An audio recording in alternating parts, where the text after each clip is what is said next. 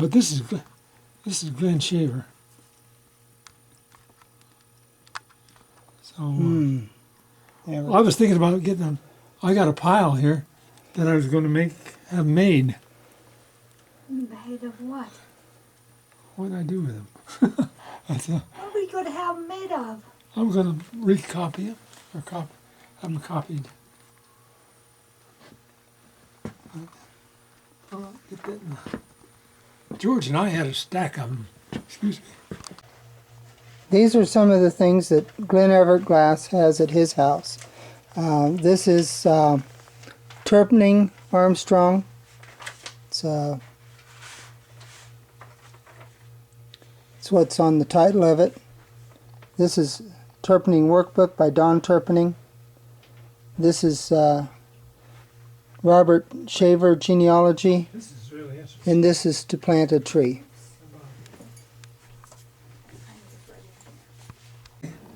And that was the end of the field that ran north, So, and Dad took us out there and showed us how he wanted us to give us a demonstration. He just started wandering through the corn, yeah. here, there, and the other place. Just get the closest one to you. Just keep in mind to cut what's close instead Cut of. what? Cut the corn that's close to you. Not the corn, the weeds. I'm sorry. Well, there was gypsum weed out there. It was especially bad, and velvet weeds, and that's what we were to cut out, particularly. What Yeah. about it? And you and I went out there, and you said to me, forget what Dad said about closest one, let's do it by the row, and we'll know when we're done. So we went up and down the rows. I do that. I do remember that. I do remember that. Yeah, you and I had. We knew when we got through. Yes. Otherwise, we never would. Never made it. I got to run down and see Bill. Okay. So, so where was this? This is, They had Turpning Place, okay. and it was against the west fence, if you want that part. Okay, so your dad was going to go work on the roads. Yeah, he worked on the road, and he went out there and demonstrated how he wanted us to cut the gypsum weeds and the velvet weeds out of the corn. And Everett and I decided to cut them out row by row instead of wandering around through the field. Never know when we were done. Do I remember something about he was surprised when you guys were done or something? Well, I don't remember that part, but I don't either for sure. Seemed like you'd had more of a conclusion on it in years past. and did we tell you? Did we tell you about the unharnessing the horses? He had a business meeting in Monmouth. Told us to unharness the horses and put them away. And we never unharnessed a horse before. And so we went out there and took the harness apart every place that needed it. Every place that had a buckle? Every place that had a buckle that would help us get the harness off. And Dad was very disturbed He had to readjust that harness now. that we took the harness apart in so many different places. But we'd never done harnessed a horse before.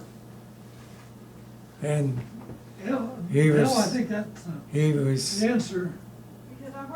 he was very unhappy, We didn't do anything and to he them, we locked them in the took bar. a couple slashes at Evrett with some of the hardest, and letting us know that he was super unhappy.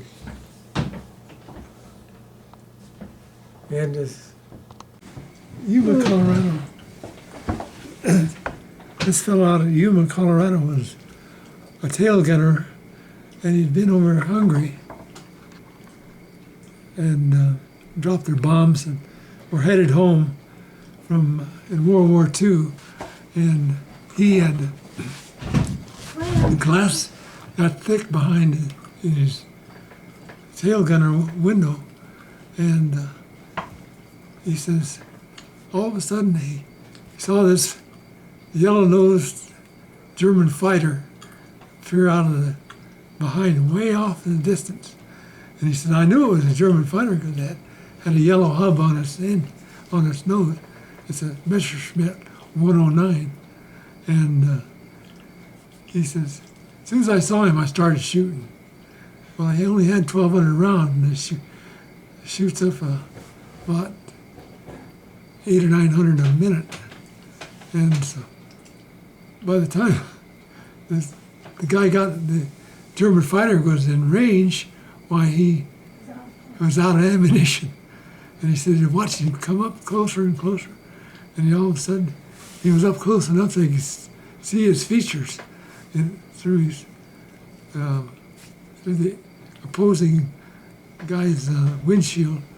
And all of a sudden, he said that German had a 20 millimeter cannon on the airplane, and he shot that, and it came right through that plexiglass, inch-thick plexiglass, and skinned his head on the way, and what exploded inside. And the pilot says, bail out. And so he said, I stumbled around. He said, I was bleeding from my head wound. And he says, the photographer helped me get the hatch open, and I guess he didn't even have his chute on. But so he jumped out, and the plane was going down. And he said, I forgot about all the things they were supposed to do, wait till you pull your ripcord. He says, first thing I knew, I was flying around. That German plane flew by, and it came flying right at me. And he had me all lined up in his sights, and he said they'd been told he could pull the shroud lines and dump the air out of his chute. He said, I pulled the shroud lines and dumped the air out of his chute and got below his line of sight. And he says, he zoomed on by and circled back again. I thought he was going to try for another shot, but all he did was wing. He waved his wings at him and waved his hand at him. And he went on down to the ground and got caught or captured by the Germans. And a few minutes later, but he didn't mind getting captured, being he's wounded a little bit. But he spent about a year and over a year in the German prison camp. Yeah, That was somebody on the same plane you was on? yeah, his name was. No, I wasn't on the same plane I was on. Okay. But he was in the same bomb group I was in. Oh, okay. But he was, his name was Gil Pagel from Yuma, Colorado.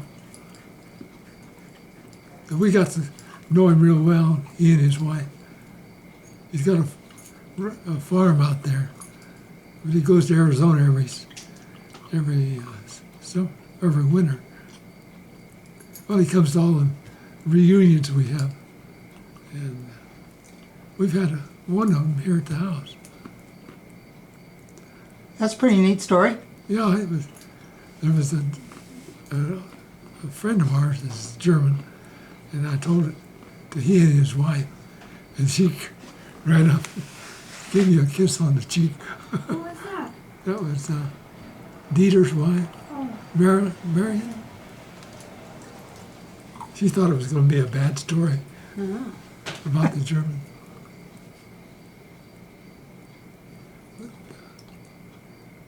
Another story.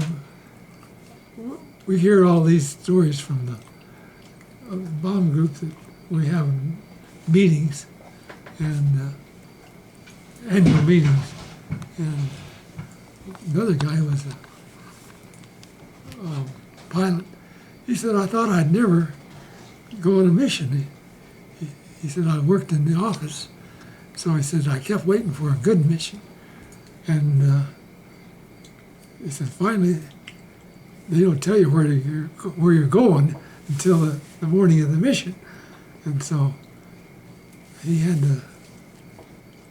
the joy of going to operations in the morning and find out that when they had the group, they pulled back a great big screen. They said, your mission for today, and it shows a red line going all the way up to your mission.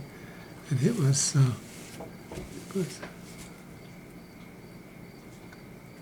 Blackheimer, Germany, almost over on the eastern border, and just the maximum range, maximum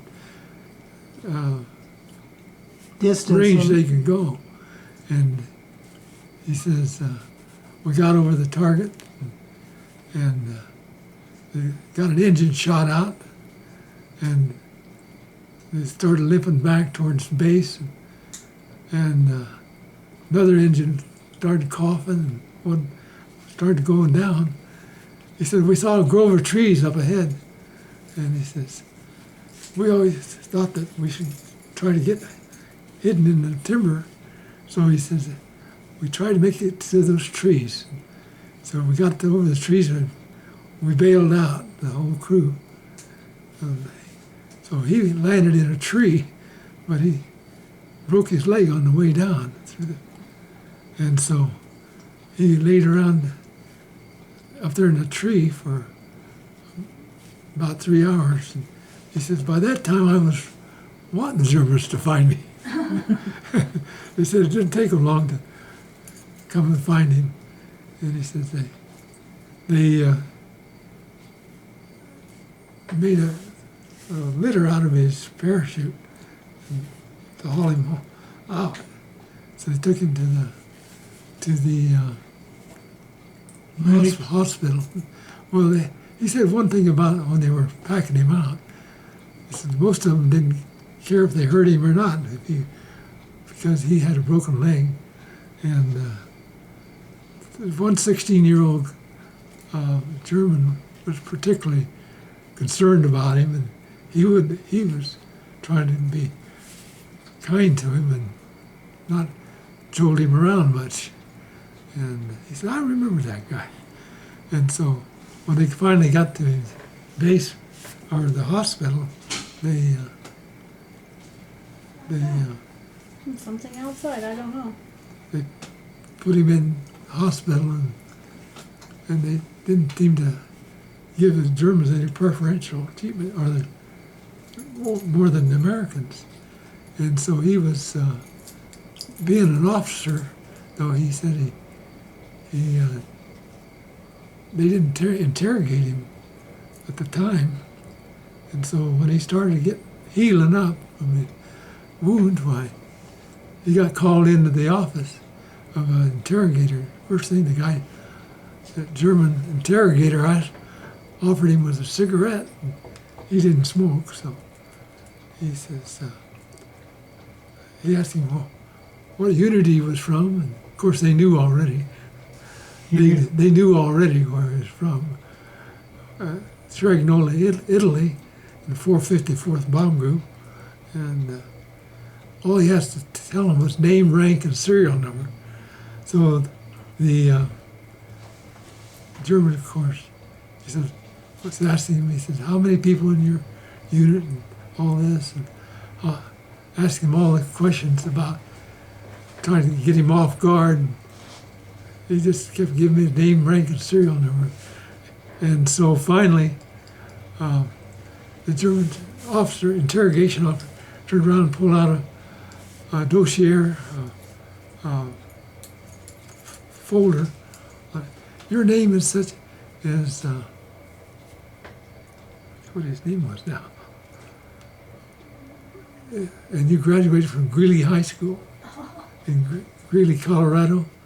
And he says, you've been in the Air Force, and you're in the 454th Bomb Group. And he told him all about him, and how long he'd been in the service. And I was amazed. He says they had all that information on me. Who was that? Oh, it doesn't Yeah, matter. he's a big fat guy Oh, okay. from Greeley. He's a preacher now.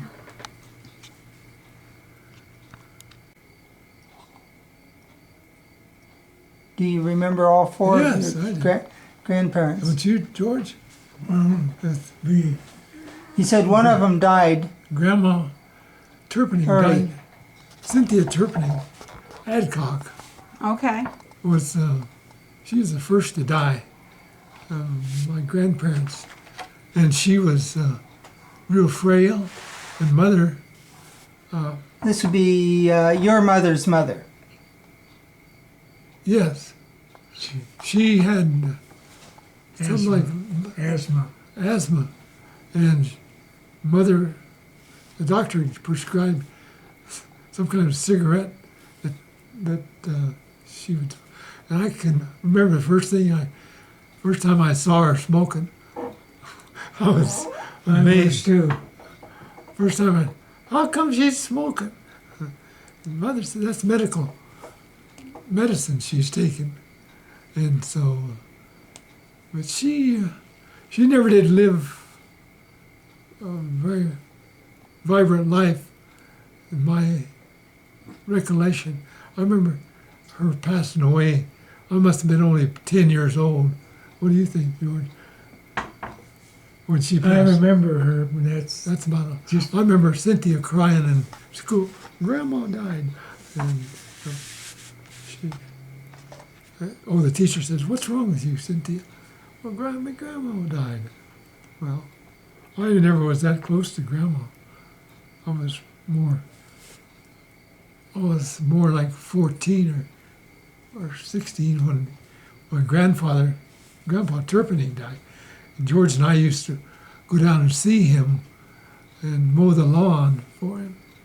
And remember that, George? So there was Yeah. 3 kids in your family. Cynthia was then the oldest, and then you, and then George. Right. Anyway, we enjoyed Grandpa a lot. He was Now, which grandpa was this? You no, said? Grandpa Turpinning. Okay. He was a smart, shrewd, I should say, old man. But So this would be your mother's father you're talking about now. right, mother, Mabel Glass Turpinning. well. I remember hearing. Mabel Turpinning Glass, I should say. I remember hearing about Grandpa went to Chicago and was load of cattle, railroad car, load of cattle. And when he came back from Chicago, he picked up a bag of potato, I think, and it was a heavy load, and it was something like 7 miles from Galesburg. He carried that in the mud. It had been raining, spring or fall, I don't remember.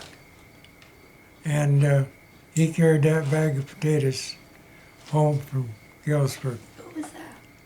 in the mud. Mud Yeah. roads. And the question was asked, who are you speaking of again? This was Edwin Turpinning. Edwin Ezekiel Turpinning. Yes, Edwin Ezekiel Turpinning. He was And my grandfather. Okay, and you said when you was young you did a lot of traveling by foot. You'd trot along. You was telling about that. Yeah, we visited Kyle Wendell Turpinning. You that- what? Visited Oh, Kyle and Wendell Turpinning over at their house. And this would be your cousins. yes, and then we visited Gordon Squires, and it's about 3 miles to Squires's, and about 3 miles to Uncle Wilbur's in different directions. And we coasted down the hills where Squires's lived. They had hilly ground there. In the wintertime, we would go there to Go, coast down the hills. go sledding you're talking about? Hmm? Sliding in the snow? Sliding on the snow. And then in the summertime, we went over there and gathered up a lot of pollywogs, I believe they called them. It was bullfrog, baby bullfrog, Bullfrogs, uh, tadpoles. yeah, these bullfrogs, and put them in the big pond over in the north property of Dad's. The Saul Smith place on Anglin Road. Yes, so Smith Place. And the frogs would come out and hear the bullfrogs make their selves known. And make a serenade at night. We got, I had a lot of bullfrogs, but people came in and caught them and ate them. Ate We the shot 'em. bullfrog legs. We was sad about, Evrett and I were sad about losing them. I never did eat a bullfrog leg. Oh, Did you? oh, absolutely. I They don't were so remember good. ever They were eating them. so I've good. even had Only frog thing, legs. mother would hate to fry them because they would Hot. almost pop out of, Yeah, they hop jump out out of of the the skillet. I hate those things because the way they looked, those bullfrog legs would, react to even though they were dead, they'd still react. The nerves would react. They'd hop around in the skillet. And sometimes hot. We we also caught We used to eat those big turtles, those big snapping turtles, and we'd catch them down in the streams and mostly in the pond. But one time I remember we had one of those big snapping turtles, and I carried all the way from Cedar Creek up to home. And that pesky thing was alive. 3 miles. Yeah, must have been 3 miles. And So you'd be walking. when we were walking, I had a bare leg, and that pesky turtle caught me by the knee, on the side of my knee. Of course, he had his mouth open and he just chomped down, and they wouldn't let loose. And I was getting unhappier all the time because that was hurting. And I forget how we finally got him loose, but when we got home, we chopped his head off, and because we ate them, and they were even better than bullfrogs, I thought. But Mother didn't like to cook them too well because they would always scoot around in the skillet just like a frog leg. And this particular turtle had his head was out there, and about 20 feet away, and a chicken come along and looked down and his mouth open and saw that there's a little thing looks like a worm right in their mouth. That chicken looks at that worm and she thought that was good enough to eat. And so she pecked at it, and the other half of the head came down on the top of the chicken's bill, and it ran her through the yard. I remember that. Do you remember that? Yeah, I remember that. The chicken flopped around like you'd all cut the head off the chicken. But anyway,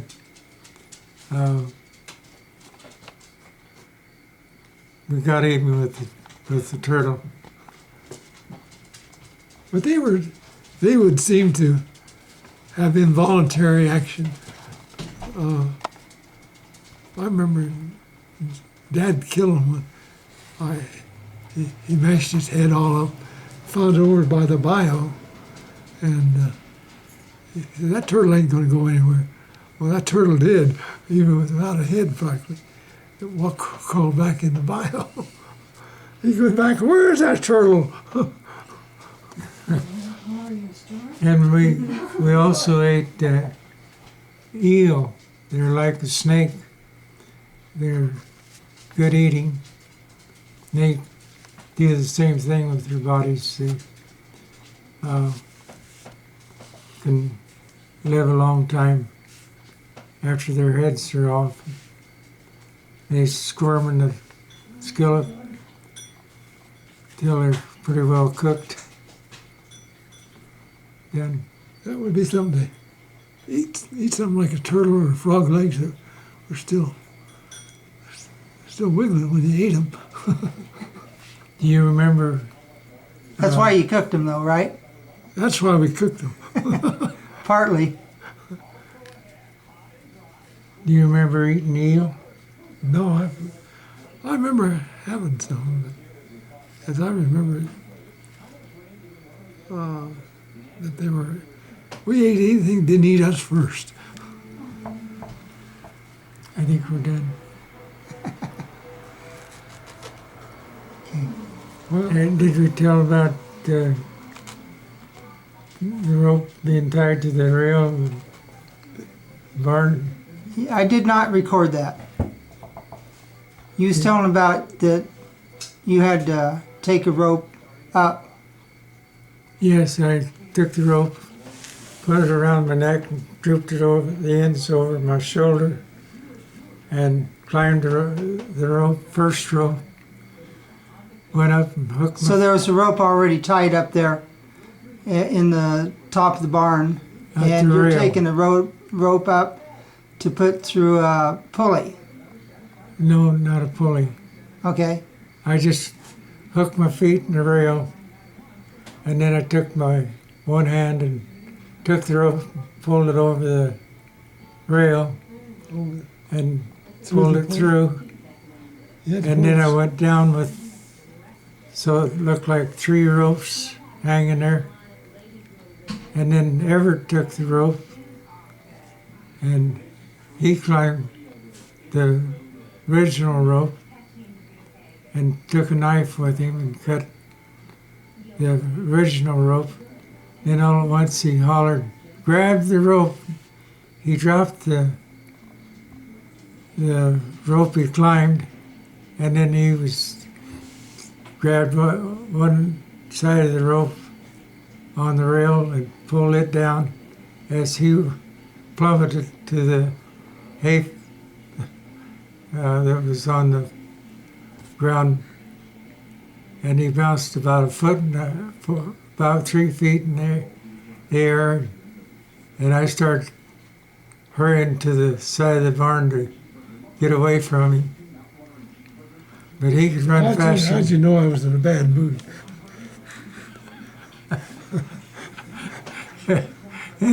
Anyway, I climbed through the manger of the barn, out the door I went, with him fast on my heels. And I was trying to explain that had three ropes coming at me. I didn't know which way he was on. So I started making tracks. But he caught me. But I explained my way out of it. He took pity on me. He didn't beat on me that I remembered at that time. Well, he after I got out of the Army, he beat on me. So. Now, okay. I think we're done.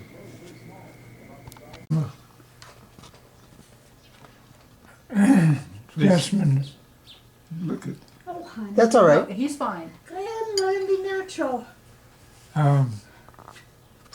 we'd ask, or tell her we're going somewhere. You instructed me to be sure and tell her that we're going instead of asking. If we asked, it's never yeah. get the yes, it's okay. But if say we are going to somebody's house to visit or something, then it's okay. So that was the end of what I was thinking he was driving at. Much Go more, ahead. much more comment about Fred or Jessamine?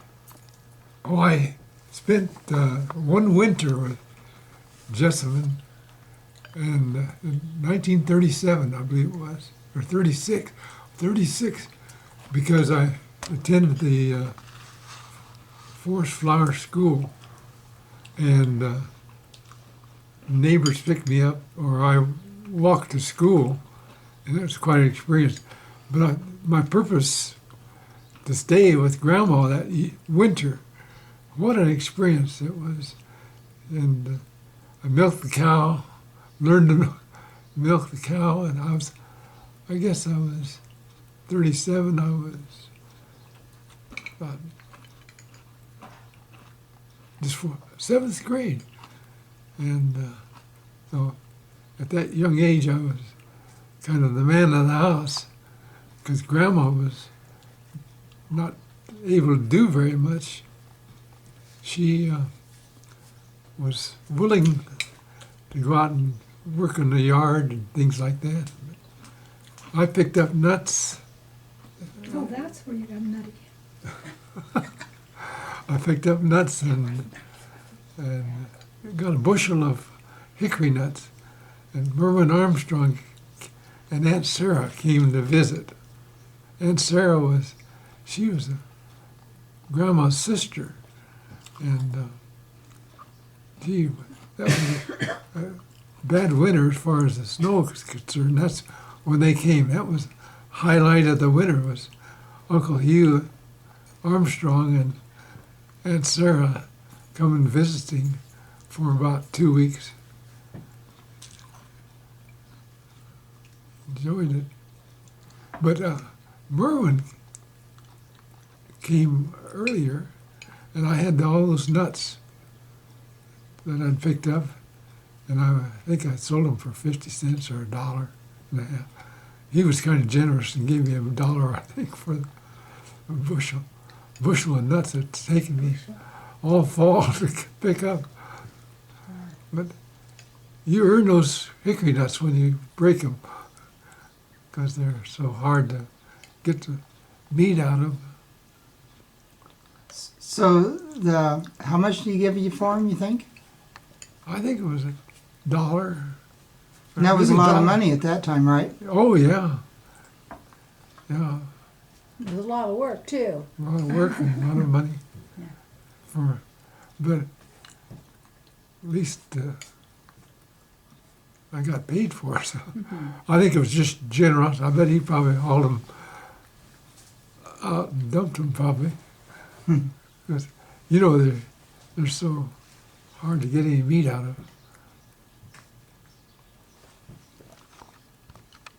Driving cattle, and he was always involved with cattle.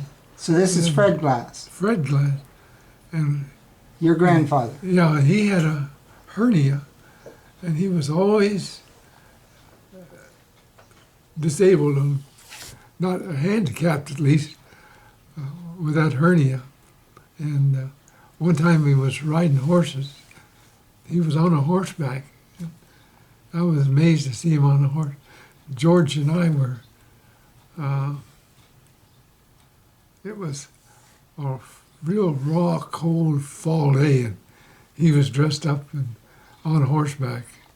And we were over on the angling road by the Saul Smith's place, where we had the folks that lived hadn't moved over there at that time. This is where the pond was later, Yeah, called the pond Lex's was. Anglin Road. And the road does angle there. Yeah, that's one time I saw Grandpa and leaving. George and I took a shortcut to go to school. I mean, I did. I thought this little stream was just a puddle, but it was a deep puddle, and I got wet almost up to my chest when I started to cross it, and I went to Forest Flower. Mother was teaching at Forest Flower School, and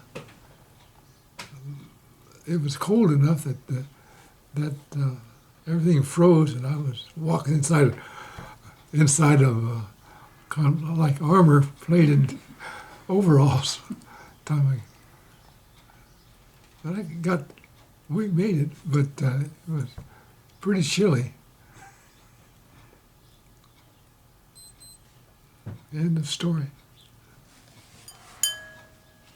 Do you remember that, George? I do, particularly because I fell in.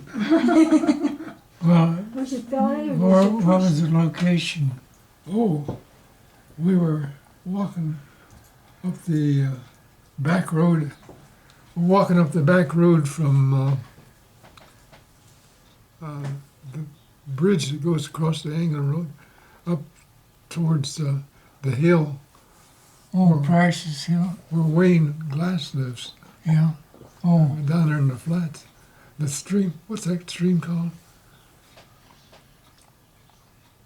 Do you yeah. remember the that- name of that stream? It Yeah. went through our pasture.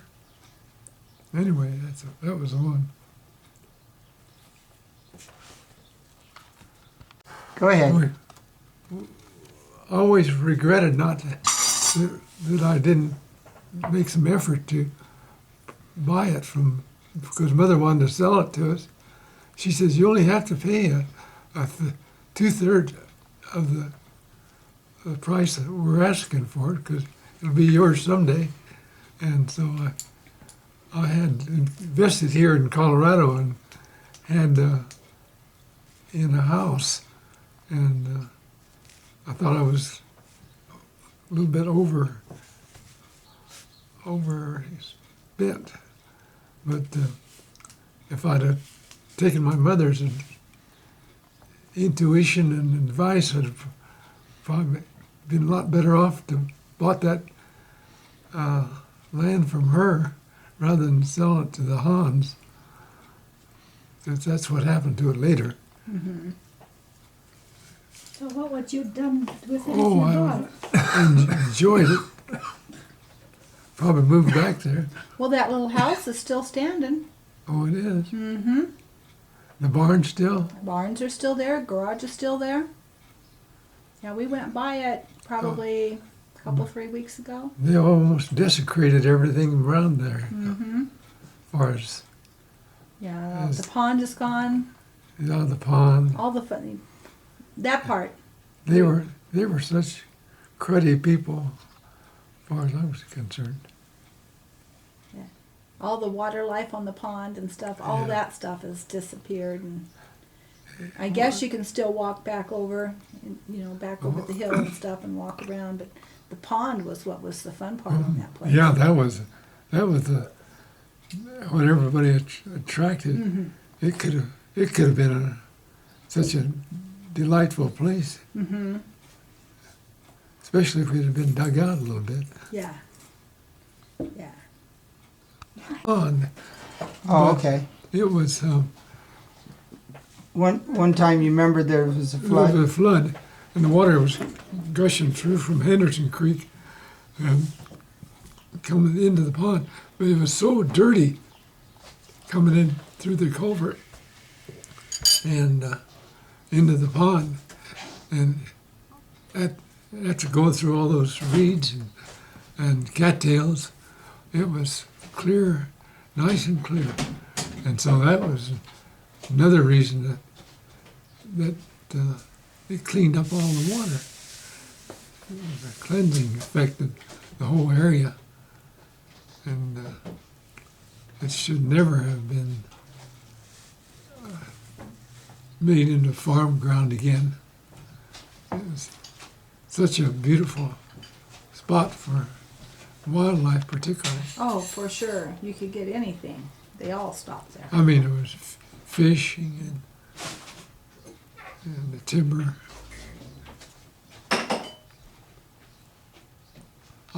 We're the one to sell it, to make it a KOA campground. Oh, that would have been fun. I mean, people camp on the ridge. Mm-hmm. All there is a KOA campground up near Lake Story, isn't there? No, it's a different. That campground's a different one. The KOA is over by Knoxville. Oh, Knoxville. Yeah, Well, but Lake Story does have a campground, oh, but Any- it's not KOA. it would have been an ideal spot for people who wanted to camp for a week or so. Mm-hmm. Yeah, they could have enjoyed the pond and the trips and And walking around the, walking around. Yeah, because it was like being on vacation. Once you got over that hill, yeah. you didn't hear the cars and stuff, and it was like another world over there. You should be narrating. Out there in that timber. Yeah. Okay.